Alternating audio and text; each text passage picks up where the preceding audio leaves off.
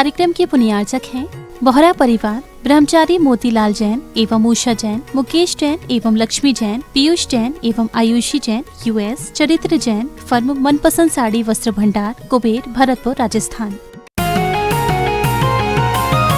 नीति क्लास, नीति क्लास, नीति क्लास। या हम सभी अपने जीवन में सुख और गुणों की अभिवृद्धि के लिए नीति के विषयों का श्रवण कर रहे हैं। एक बात अपने जीवन में हम सभी ने अनुभव की है कि हर समझदार व्यक्ति के जीवन का कोई ना कोई लक्ष्य जरूर होता है और उस लक्ष्य की प्राप्ति के लिए वो पूरे जीवन भर पुरुषार्थ करता है। कुछ लक्ष्य ऐसे होते हैं जो लॉन्ग टर्म होते हैं, बड़े बड़े होते हैं और उसके पीछे व्यक्ति अपना जीवन लगाता है, और कुछ लक्ष्य जो होते हैं वो छोटे छोटे होते हैं। कुछ लक्ष्य ऐसे भी होते हैं जो उस बड़े लक्ष्य की प्राप्ति के लिए छोटे छोटे रूप से बनाए जाते हैं। कुल मिलाके की बात ये हुई कि हर व्यक्ति के जीवन का कोई ना कोई लक्ष्य जरूर होता है। वो लक्ष्य पूरा होने पर उसको खुशी मिलती है। अब विशेष बात यहां पर यह है कि हम अपने लक्ष्य के प्रति जल्दी प्राप्ति कैसे कर पाए, हम उस लक्ष्य को जल्दी प्राप्त कैसे कर पाए। अगर आपने उस लक्ष्य को जल्दी धारण कर लिया है, लक्ष्य पूरा करना है इसका निर्णय, या लक्ष्य बना लिया है इसका निर्णय पहले कर लिया है, तो वो लक्ष्य जल्दी पूरा होगा। आपने उस लक्ष्य को डिसाइड करने में जितना देर लगाया है, जितनी समय लगाया है, उतनी देर से आपका वो लक्ष्य डिसाइड होगा। वैसे अगर नॉर्मल बात की जाए तो 13 साल की उम्र और 14 साल की उम्र में अपने जीवन का लक्ष्य ले लेना चाहिए कि मुझे क्या करना है इन फ्यूचर। 13-14 साल की उम्र में जिसमें लक्ष्य बना लिया है, जिसने 13-14 साल की उम्र में लक्ष्य बनाया है, वो व्यक्ति एक दिन विश्व के टॉप पर जाएगा। क्योंकि 10 साल की उम्र में लक्ष्य बनाने की बुद्धि नहीं होती। 13-14 साल की उम्र से वो बुद्धि आ जाती है कि वो व्यक्ति, वो बच्चा लक्ष्य बना सकता है। अब उस लक्ष्य तक जाने के लिए बहुत सारे रास्ते हमारे पास होंगे। कुछ रास्ते बड़ा स्लो मोशन से लेके जाएंगे, कुछ रास्ते शॉर्टकट से लेके जाएंगे, कुछ रास्ते आपको सहायता मांगने की इच्छा रखते हैं और वो और जल्दी आपको लक्ष्य तक ले जाते हैं। लक्ष्य के मार्ग का चयन करना ये हमारे बौद्धिक स्तर का काम है।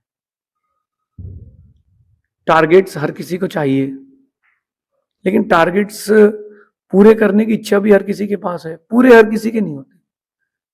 और बात तो तब है कि वो लक्ष्य हमारे समय पर पूरे हो, टाइमिंग पर पूरे हो।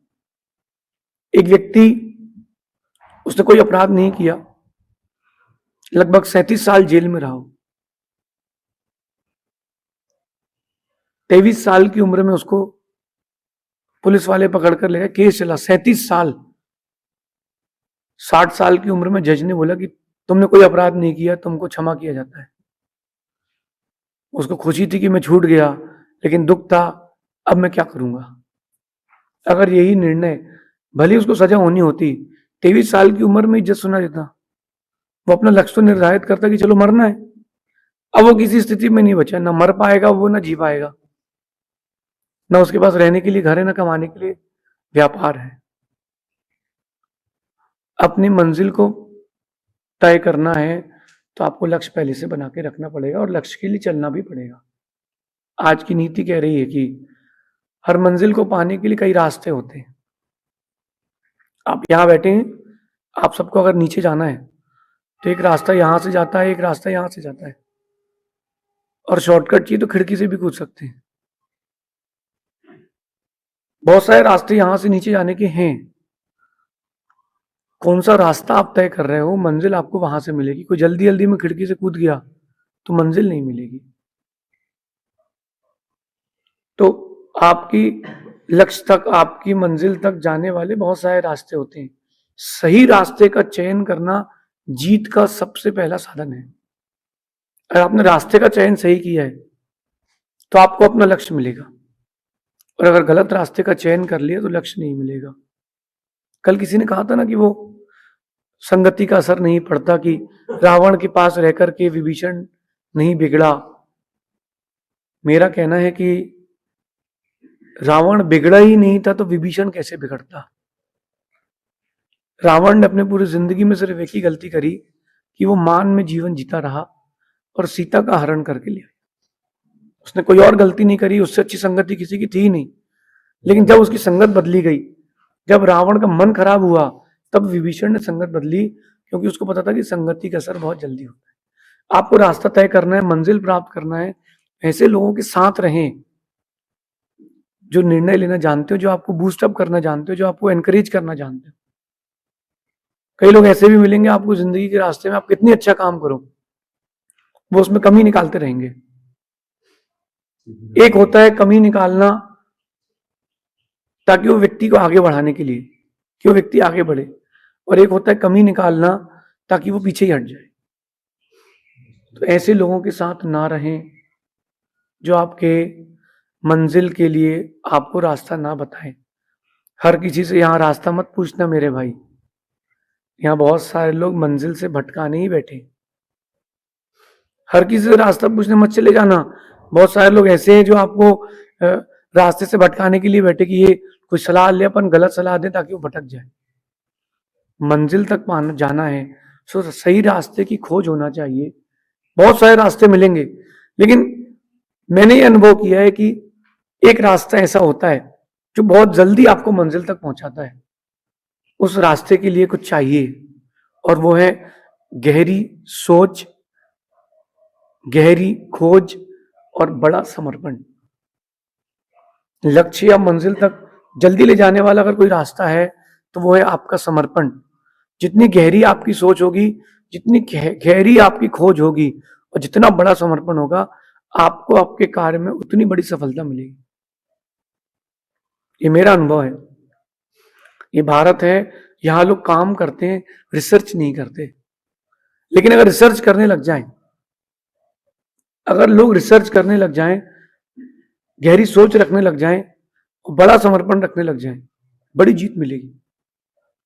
एक मैनेजमेंट का पार्ट होता है R&D, यानी रिसर्च एंड डेवलपमेंट। जिस व्यक्ति ने रिसर्च करी है, उस व्यक्ति ने ही कुछ ना कुछ खोज करके लाके दिया है। आप देखो कि ये माइक है, ये मुझसे बहुत दूर रखा है, और इसमें तार भी नहीं है, और इसकी आवाज कैमरे में जा रही है। किसी न किसी व्यक्ति ने तो रिसर्च किया है। अपन तो यूज कर रहे हैं ना, किसी न किसी ने इसकी रिसर्च तो की होगी। तो जो जितनी गहरी खोज रखेगा, लक्ष्य उसको उतना जल्दी उतना बड़ा मिलेगा। हर व्यक्ति के पास दिमाग है, हर व्यक्ति के पास प्रज्ञा है, हर व्यक्ति के पास बौद्धिक स्तर की कला भी है, लेकिन व्यक्ति चाहता ही नहीं है तो कर भी नहीं पाता। तो रिसर्च कर, जैसे एक व्यक्ति व्यापारी है, बर्तन का काम है उसका। अब उसका बर्तन का काम है तो उसको क्या करना चाहिए? अपने बर्तन से रिलेटेड चीजों की खोज करना चाहिए।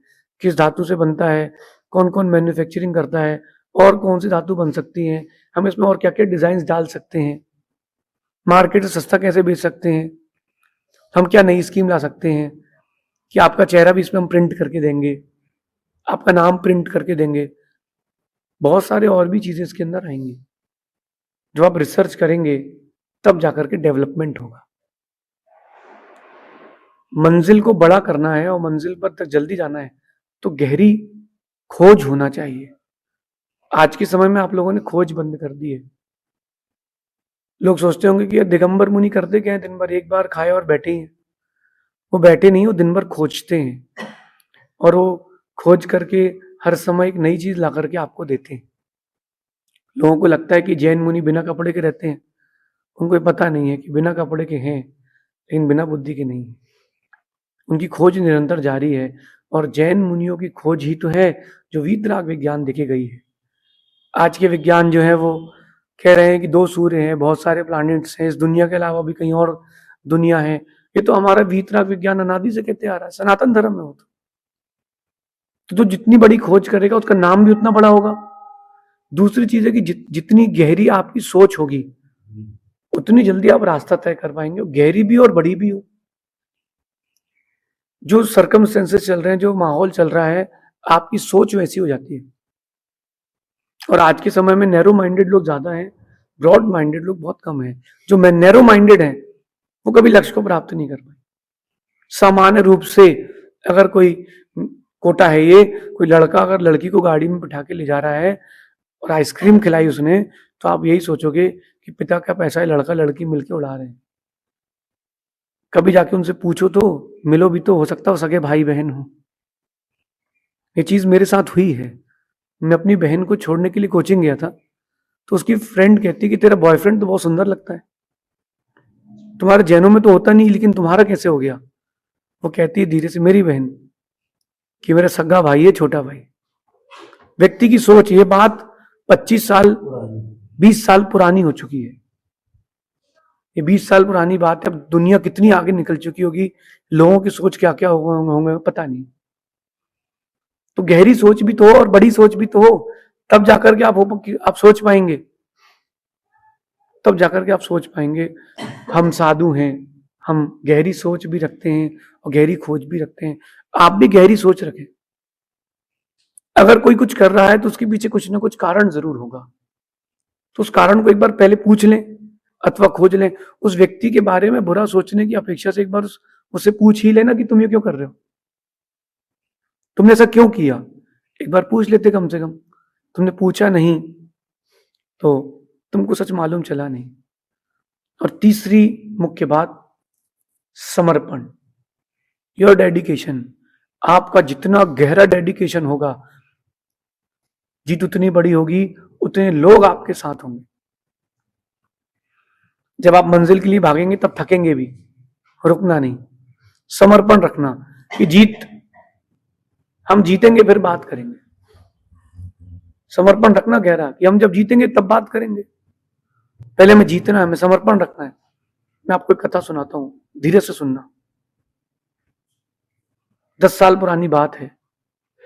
एक मैराथन रेस चल रही थी, बहुत बड़ी सिटी थी, वहां मैराथन रेस चल रही थी। हजारों लोग दौड़ रहे थे। उन हजारों लोगों के बीच में एक बुढ़िया, 60 साल की बुढ़िया, वो 60 साल की बुढ़िया, वो भी उस मैराथन रेस में थी। साड़ी पहनी थी, पल्ला ली हुई थी, पैर में चप्पल नहीं थी। वो भी उस मैराथन में थी और वो दौड़ रही थी, दौड़ रही थी, दौड़ रही थी। एक समझदार व्यक्ति भी उस रेस में था। वो ये सोच रहा था कि 3 किलोमीटर की मैराथन है तो अपन जीत लेंगे, कोई बड़ी चीज थोड़ा है। 1 किलोमीटर चले सभी लोग। उस 1 किलोमीटर में उस बुढ़िया ने सबको पीछे छोड़ करके आगे खुद को लेकर के आई। 66 साल की बुढ़िया उस मैराथन की रेस में। अगले 1 किलोमीटर बाद सब उससे बहुत पीछे थे, और जब तीसरा किलोमीटर आया और बुढ़िया ने सबसे पहले मैराथन रेस पूरी करी। 20 साल का लड़का पीछे था, 25 साल का लड़का पीछे था, 30 साल का एथलीट पीछे था। 66 साल की उस बुढ़िया ने मैराथन रेस जीती। सारे फोटोग्राफर्स, रिपोर्टर सब उसको इकट्ठे हो करते हैं कि आपने मैराथन रेस जीत लिया, आपको कैसा लगता है? बोले कि मुझे नहीं पता, मुझे तो पेपर में मैंने पढ़ा था कि मैराथन रेस हो रही है, जो जीतेगा उसको 50,000 रुपये मिलेंगे, मुझे मेरे पैसे दे दीजिए। मेरा पति बीमार है, हॉस्पिटल में एडमिट है, वो जिंदगी मौत से लड़ रहा है, मुझे पैसे की बहुत ज़रूरत है, मुझे पैसे दे दीजिए। मैं पिछले 2 महीने से इस मैराथन रेस के इंतजार कर रही हूँ कि मैं कब खेलूंगी, कब जीतूंगी, क्योंकि मुझे पैसे चाहिए हैं, मेरा पति बहुत बीमार है। उसको रिपोर्टर से कोई मतलब नहीं, उसको फोटो से कोई मतलब नहीं, उसको पेपर से कोई मतलब नहीं।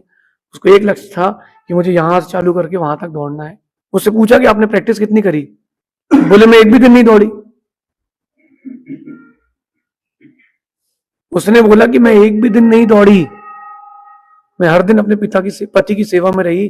बस मेरा लक्ष्य था कि मुझे मैराथन पूरी करना है, मुझे तो 50,000 रुपए लाना है, मेरे पति का इलाज कराना है, अब मेरा पति बच जाएगा। उस बुढ़िया का डेडिकेशन। 66 साल की बुढ़िया ने मैराथन जीती, और आप 16 साल की उम्र में घर से पैदल सब्जी लेने नहीं जा पाते क्योंकि तुम्हारे पास डेडिकेशन नहीं है। मंदिर भी जाना तो तुमको कार चाहिए, दुकान भी जाना है तो कार चाहिए, गाड़ी चाहिए। दुकान से अगर कहीं चाय पीने भी जाना है तो आपको बाइक चाहिए, क्योंकि तुम्हारे पास डेडिकेशन नहीं है। उस 66 साल की बुढ़िया से डेडिकेशन सीखे।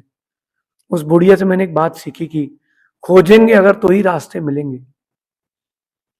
खोजेंगे अगर तो ही रास्ते मिलेंगे। मंजिल की फितरत है वो खुद चलकर नहीं आती। मंजिल की फितरत है वो खुद चलकर नहीं आती। जितना आप खोजेंगे उतने बड़े आपको जल्दी रास्ते मिलेंगे। मंजिल की फितरत है वो चल के नहीं आती। मंजिल कभी चल के नहीं आएगी। लोग कहते हैं कि जब समय आएगा तो काम हो जाएगा। अरे कब समय आएगा? जब तुम करोगे तब तो समय आएगा। किस्मत के भरोसे बैठोगे तो कुछ नहीं होगा। हो सकता है किस्मत तुम पर भरोसा करके बैठी है। हो सकता है किस्मत सोच रही हो कि तुम काम करो तो मैं कुछ तुम्हारे साथ आऊं। आप भगवान पर भरोसा करते हो और भगवान आप पर भरोसा करते हैं। आप सोचते हो भगवान कुछ करें तो मैं कुछ पैसे कमाऊं, और भगवान सोचते हैं कि तुम कुछ करो। आप सोचते हो कि भगवान कुछ करें तो पैसे आए, और भगवान सोचते हैं कि तुम कुछ करो तो हम पैसे देने आए। आपका समर्पण, आपका डेडिकेशन जितना होगा उतनी बड़ी आपकी मंजिल, आपकी जीत होगी। जितनी गहरी सोच, जितनी गहरी खोज और जितना बड़ा समर्पण होगा, आपको रास्ते उतनी जल्दी उतने बड़े मिलेंगे। रिसर्च करना चाहिए। अच्छा, एक मैं आपको बात बताता हूं, बॉडी और ब्रेन, ये दो चीज आपके डेडिकेशन के लिए बहुत बड़ी चीज है। बॉडी, ब्रेन एंड वर्ड्स, शब्द, इस चीज को अपने दिमाग में रखना। बॉडी, ब्रेन और वर्ड्स, शब्द, शरीर और दिमाग, ये आपके कार्य की सफलता के लिए बहुत बड़े साधन हैं। शरीर को थकने मत देना। मेरा ये मानना है कि लोग कहते हैं ना कि सपने देखो, सपने पूरे करो, तो मेरा मानना है कि सपने वो नहीं जो आप देख लेते हो। सपने आपने देख लिए और रात को नींद आ गई तो आपने सपना नहीं देखा। सपने तो वो हैं जिनके पूरे होने तक नींद ही ना आए, वो सपने हैं। तो आपको अपने शारीरिक रूप से डेडिकेटेड रहना पड़ेगा। जितना आप शारीरिक रूप से डेडिकेटेड रहोगे उतनी बड़ी, उतनी जल्दी सफलता मिलेगी। करना चाहे व्यक्ति तो बहुत जल्दी भी काम कर सकता है। वो बहाने बनाता है कि हमें करना नहीं है, हम नहीं कर पाएंगे, आई एम सॉरी, मेरे बस की नहीं है। ये आप मानसिक रूप से किसी भी कार्य के लिए तैयार हो। बॉडी फर्स्ट, सेकंड होता है आपका मेंटेलिटी। अगर आपका ब्रेन आपके साथ है तो आप कर लोगे। अगर किसी बूढ़े से बोला जाए कि 10 फीट की दीवार है, ये पिलर, इस पर चढ़ जाइए, ये 10 फीट के पिलर पर चढ़े, बोलेगा भैया मैं तो बूढ़ा हूं, नहीं चल पाऊंगा। और अभी कुत्ता काटने दौड़ जाए तो वो इसी पिलर पर बिना किसी सपोर्ट के चढ़ जाएगा। कैसे चढ़ जाएगा? क्योंकि उसके दिमाग ने कहा कि तुझे करना है, बचेगा नहीं तो तू, तो उसने कर लिया। Body, brain. तीसरी बात होती है वर्ड्स। शब्दों को कहें और शब्दों को सुने।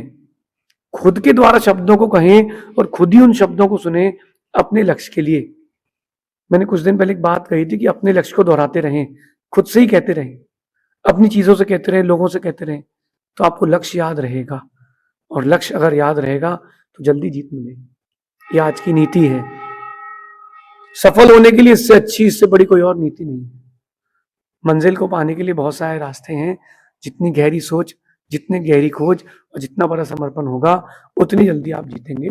ऐसा विचार करना, तब कहीं जाकर के आप बड़ी जीत प्राप्त कर पाएंगे। शेष अपन फिर आगे देखेंगे। भगवान महावीर स्वामी की नीति क्लास, नीति क्लास, नीति क्लास। पूज्य राष्ट्र संत महायोगी उपाध्याय श्री 108 गुप्ती सागर जी महाराज सत्संग के पावन सानिध्य एवं बाल ब्रह्मचारिणी रंजना शास्त्री